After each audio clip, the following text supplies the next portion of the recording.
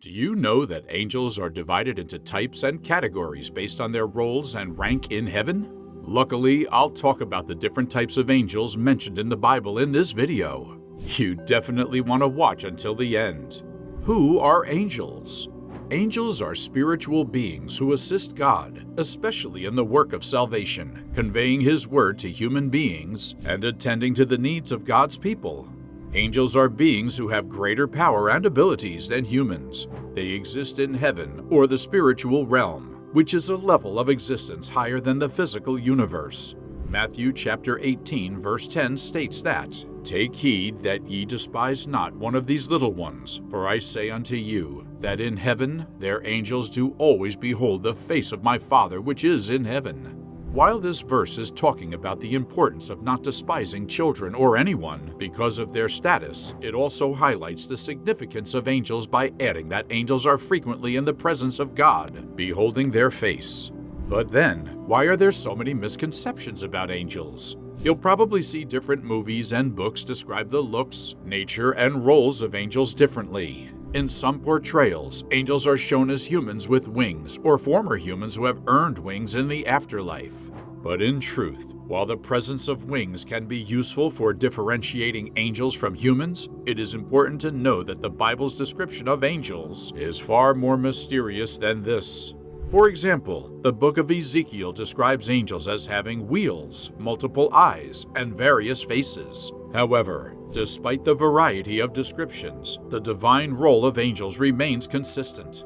They are divine ministering spirits. Plus, whenever the Bible mentions angels, it presents them as distinct spiritual beings created by God, each with specific roles and purposes within the divine plan.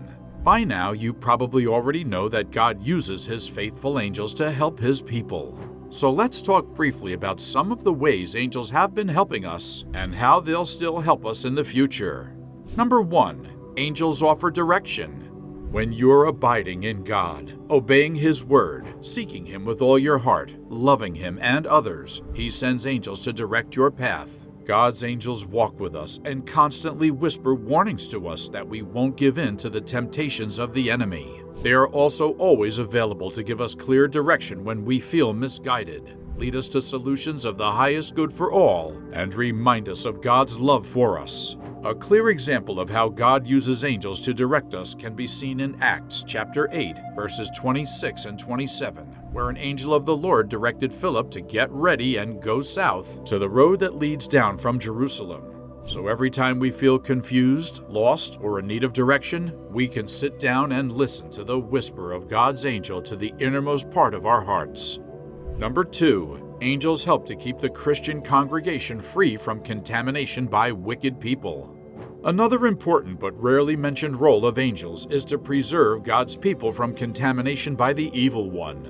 Remember the role of the devil, according to John 10:10, is to steal, kill, and destroy believers. How does he do this? He starts by contaminating Christians and setting them up for God's anger, just like he did to the first man in the Garden of Eden. Matthew 13, verses 24 and 25 explains this role of the devil more clearly. Jesus told them another parable. The kingdom of heaven is like a man who sowed good seed in his field, but while everyone was sleeping, his enemy came and sowed weeds among the wheat and went away.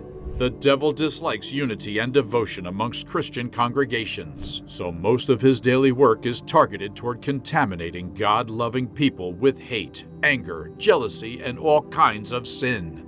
But God foresaw this role of the devil from the very beginning. Thus he assigned angels the role of condemning and destroying the works of the devil amongst God's believers. The 49th verse of Matthew chapter 13 talks about how God's angels will always be available to sever the wicked from amongst the just and ensure they do not corrupt God's children. Number 3. Angels guide and protect those who are faithful to God. All through the Bible, we see that God is indeed our refuge and our strength as believers. One of the ways God protects us is by giving His angels a charge over us and our daily activities. Psalm 91, verses 11 and 12 summarizes this role of angels. For He will order His angels to protect you wherever you go. They will hold you up with their hands so you won't even hurt your foot on a stone. God has commanded angels to guard you. God has given angels, not your circumstance, not your situation, the authority to act on your behalf. Every time we feel alone, every time we feel like the devil is about to eat us up through the issues of life, we must remember that God has commanded angels to guard us. The reassurance that God's angels will always guard and protect us should give us peace, even in the midst of life's greatest storms. Now that we're clear on the role of angels, let's go back to listing and categorizing angels according to their functions and nature. From biblical traditions and sources, we can see that angels are categorized into different orders and choirs. These orders typically reflect their hierarchy and functions, showing what they're allowed to do and what they can't do. Let's dive right into their categorizations. Number 1. Seraphim. Seraphim is the plural form of the word seraph, which is a Hebrew word that translates directly to mean the fiery one. In Christian tradition, seraphim are the red-winged angels who, with cherubim, are among the first hierarchy of angels next to the throne of God. They continually proclaim God's supreme holiness and glory. Isaiah chapter 6, verses 1-3 gives us a vivid description of what these angels look like. Let's read.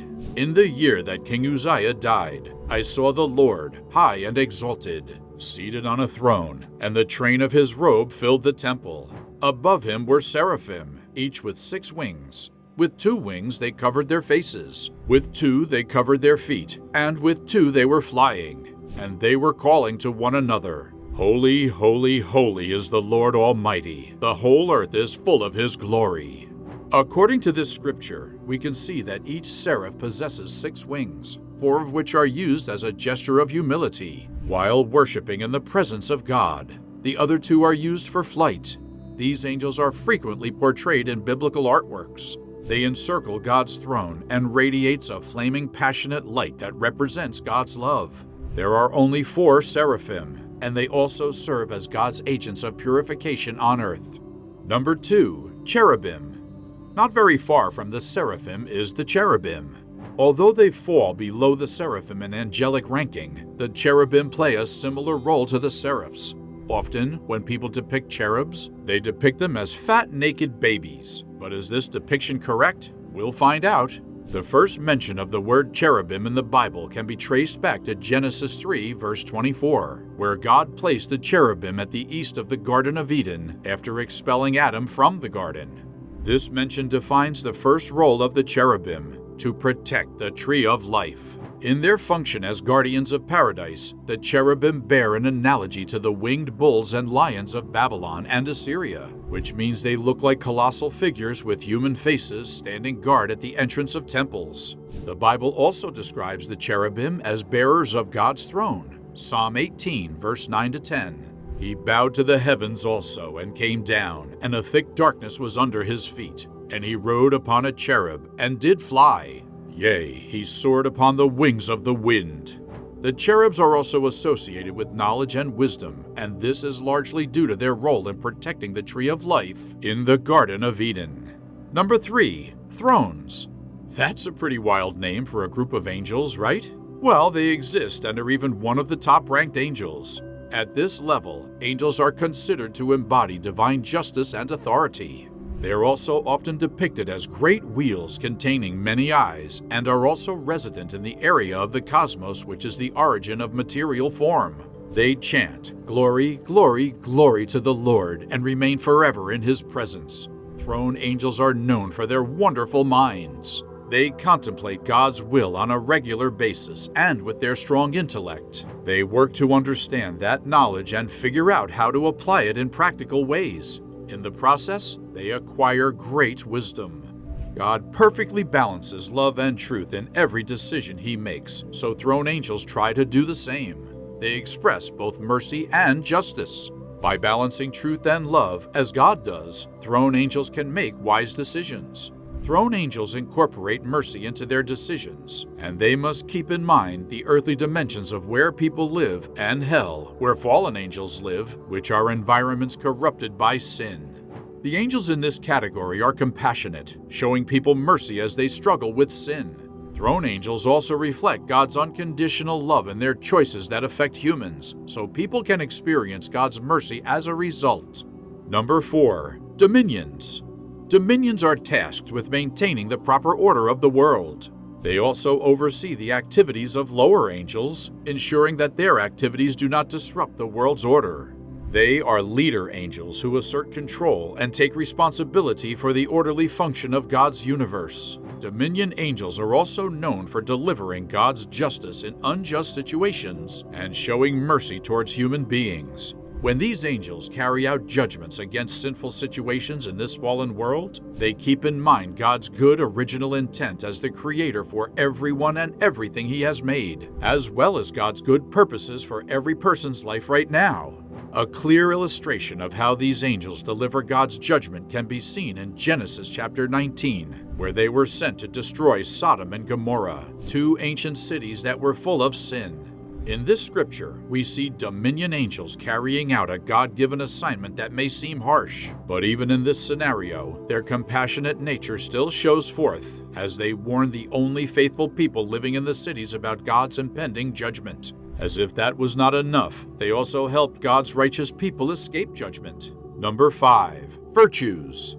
Virtues are known for their control of the elements. In addition to being the spirits of motion, they also assist in governing elements of nature, such as storms. They are also known for their direct involvement in miracles. The name on its own directly translates to power, might, or energy. The angels in this category are directly controlled by the dominions, so they receive direct orders from the dominions to efficiently run the universe. Number 6. Powers. As their name signifies, these are God's warrior angels who also work to maintain order in the universe and, when needed, are sent to combat evil, defend God's flock, and destroy demons. Like the other two choirs in the second order of angels, the powers embody the orderliness of the universe, an orderliness that is simultaneously unyielding and unrestrained. They also regulate the intellectual and beyond the physical world. This angelic class exercises their authority responsibly, without ever resulting in tyranny or oppression. The powers are incessantly and irresistibly driven towards serving the one true God, who is the ultimate source of all powers. They guide and inspire the beings beneath them in the celestial order, leading them as much as possible, so that everything they do aligns with and reflects God's divine will and purpose. Several renowned theologians and Bible scholars of the early days also believe that God uses powers to hold demons and other opposing angels in check. Powers also oversee the powers that earthly rulers, such as kings, have been given on earth. They provide a balance between how much rulers can use their powers on their subjects so that they don't go overboard. Number 7. Principalities. The principalities hold the esteemed title of the top-ranking angels among the third order of angels, known as the celestial messengers. The third order of angels, led by the principalities, is the closest to humans and, such, has direct influence over the material plane. They are also known to interact with humans a lot. Astonishingly, the principalities are known as guardians or protectors of large groups or institutions. They're even in charge of protecting nations and the church. They learn the divine will of God from the angels above them and actively work to ensure that this will translate into the daily functioning of the earth.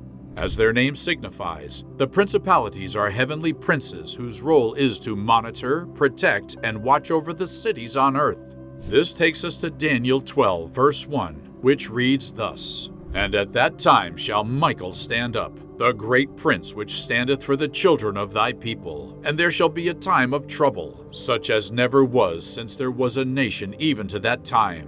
And at that time thy people shall be delivered, every one that shall be found written in the book." From this verse we can see that the angel Michael is identified as the Prince of Israel. He is the same angel that came to the aid of Gabriel when he was held hostage by the Prince of Persia. Daniel chapter 10, verse 13.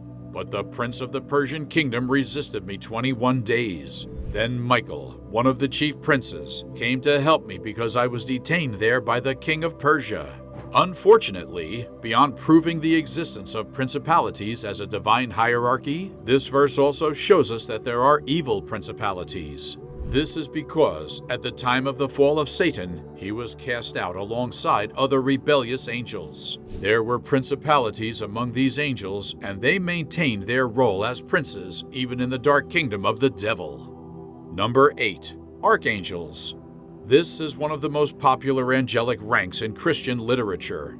Thus, many Christians are already familiar with it. Often, when archangels are mentioned, the first angel that comes to mind is the Archangel Michael because of his many exploits referenced in different chapters across the Bible. Archangels are high-ranking angels who serve as God's main messengers to humans. They also double as warrior angels, whose duty is to stand in battle against the advances of Satan and his demons. Archangels are commanding angels to angels, the 9th angelic rank. Many believe that there are 7 archangels, and proponents of this belief often quote Revelation chapter 8, verse 2. And I saw that the 7 angels who stood before God were given 7 trumpets. Archangels are the angels who stand before God, but then only 2 of these angels are actually mentioned by their name in the Bible. Michael, meaning who is like God, and Gabriel, signifying God's power. However, some other historical texts, like the Book of Enoch, has mentioned the names of other archangels. But that's not what this video is about, so I won't delve into it now. Number 9. Angels. This angelic rank is the most familiar to humans. Angels under this choir serve as messengers and protectors. Everyone knows a thing or two about angels, and there's a reason for this. They are the closest angels to humans, and the guardian angel that every Christian has falls under this choir. They are the angels that are amongst us, serving as God's direct messengers to humans and being our direct guard. One of the most popular Bible verses also mentioned when talking about this rank of angels is Hebrews chapter 1, verse 14, which reads thus: "Are they not all ministering spirits sent forth to minister for them who shall be heirs of salvation?"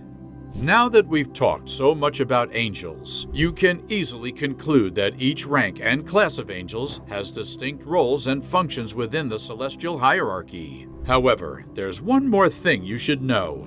Remember when Lucifer fell? The Bible records that he was banished alongside other rebellious angels. Theologians and Bible scholars believe that angels from all the 9 choirs of angels fell with him. So while the angels we've talked about in this video work to execute God's divine plan, the cast-out angels work hard too, alongside their master to stop God's divine plan. Plus, they maintained their power after being sent out, although they now use these powers for evil. However, our great joy is that, with God on our side, victory is always ours. Did you enjoy this video? Tell me what you think about the different choirs of angels and their roles in the comments section below. Also, don't forget to like this video and hit that subscribe button. I promise to bring more exciting videos about biblical mysteries just like this one your way very soon.